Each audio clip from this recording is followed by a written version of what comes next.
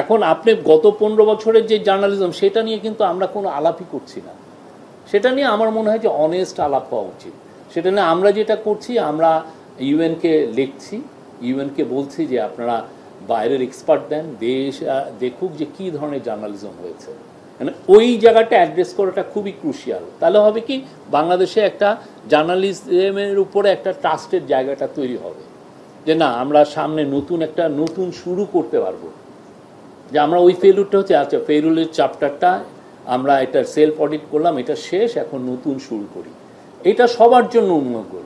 মানে যে ছেলেটা নতুন জার্নালিজম ক্যারিয়ার নিবে, সে একটা ভিশাস অ্যাটমসফিয়ার তো সে দেখতে চায় না।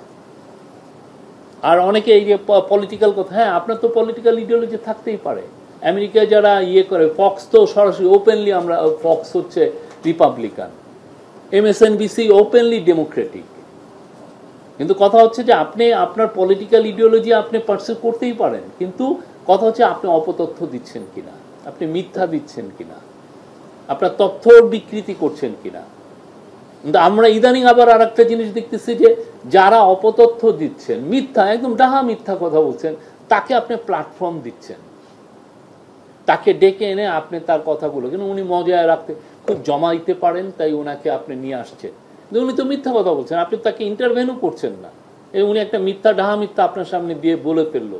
তো আপনার বড় একটা টিভি মিডিয়া, সে টিভি মিডিয়াকে সে ইউজ করে তার ভয়েসটাকে অ্যাম্পলিফাই করছে, প্ল্যাটফর্মিং দিচ্ছেন আপনি।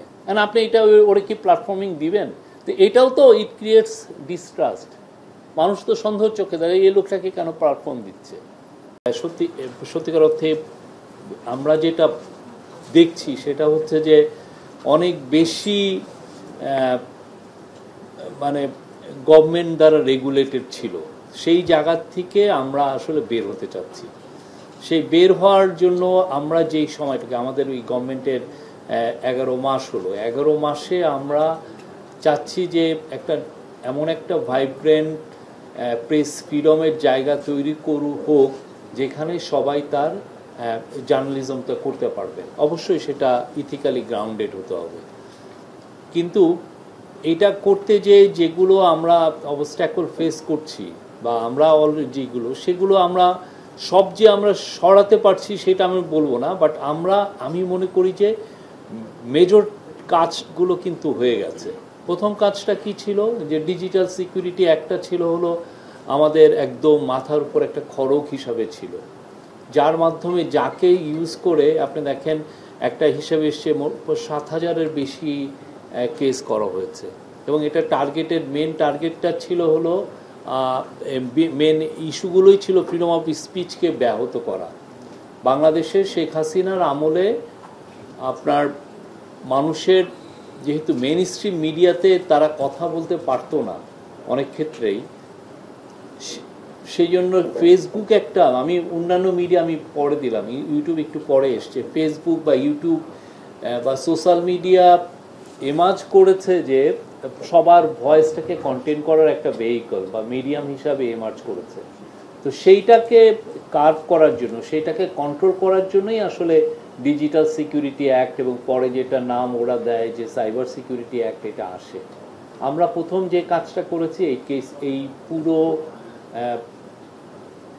যেই অ্যাক্টটাকে আমরা বাদ দিয়েছি, নতুন অ্যাক্ট এসছে, এবং নতুন অ্যাক্ট করার ক্ষেত্রে প্রথমে অনেকে কথা বলেছেন, আমরা প্রত্যেকটা গ্রুপের সাথে কথা বলেছি, এবং এটা কনসালটেশন করে যেটা এসছে আমরা মনে করি যে এটা ইউনিভার্সালি অ্যাকসেপ্টেড, সবাই মতামত দিয়েছেন, এবং এটা আমরা মনে করি না যে এটার মাধ্যমে কেউ অন্তত কোনো গ্রুপ বলতে পারবে যে তার প্রেস ফ্রিডমে আমরা অ্যাফেক্ট করছি।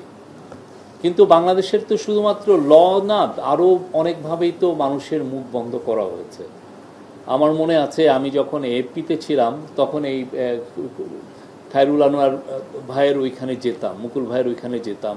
মুকুল ভাই প্রায় বলতেন যে এটা করতে পারতেছি না, ওইটা করতে পারতেছি না, এটা লাইভ দিলে ডিজিএফআই থেকে ফোন আসে, ওইখান থেকে দিলে ওরা লোক পাঠিয়ে দেয়। এটা ছিল নিত্য নৈমিত্তিক ওনার গল্প, একদিন না, এটা প্রায় আমি ওনার ওইখানে যেতাম, চা খেতাম, ওনাদের চাটা ভালো ছিল, উনি প্রায় এই গল্পগুলো করতেন। তো আপনারা দেখেন আমরা 11 মাসে আমরা চেষ্টা করেছি এবং আমাদের তরফ থেকে বারবার বলা হয়েছে যে কোনো ধরনের কোনো সিক্রেট এজেন্সি, কোনো ধরনের কোনো ইন্টেলিজেন্স এজেন্সি যেন কোনো টিভি মিডিয়াকে বা নিউজ পেপারকে, কাউকে বা কোনো সাংবাদিককে একটা যেন ফোন না করে। যদি কেউ ভুল তথ্য দেয়, কেউ কেউ কেউ অপতথ্য দেয়, সেটা সরকারের একটা মেকানিজম আছে, সরকার সেটা দেখবে। আমরা বলবো, আমি একজনকে বলিও যে আপনার এই এই এই নিউজটা ভুল আছে, আপনি এই জিনিসটা ঠিকমতো দিচ্ছেন না। কিন্তু এই যে আগে যেটা ছিল যে আপনি সিক্রেট এজেন্সি দিয়ে একটা ভয়ের সংস্কৃতি করে আপনাকে মুখটারে বন্ধ করা, এটা কিন্তু আমি বলবো যে আমরা এটা করতে পেরেছি। আপনারা যদি তারপরেও কেউ যদি কোনো থ্রেট পান, আমি আবার আপনাদেরকে বলি আমাদেরকে জানাবেন।